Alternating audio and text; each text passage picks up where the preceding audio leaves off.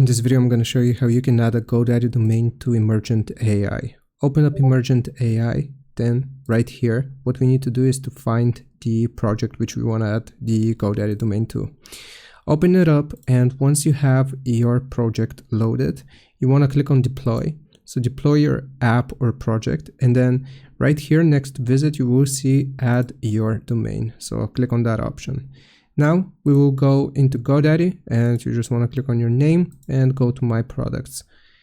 Then you will need to locate your domain name. So right here, I have my domain. I'm just going to copy it and paste it.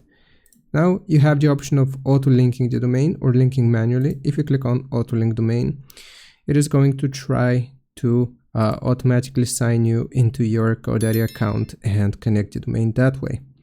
So we will see if that works for us.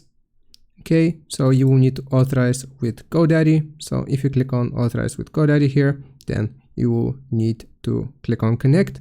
And once you click on connect, that is going to connect GoDaddy to your Emergent AI web app. I hope this helps. Leave a like and sub, and I'll see you next time.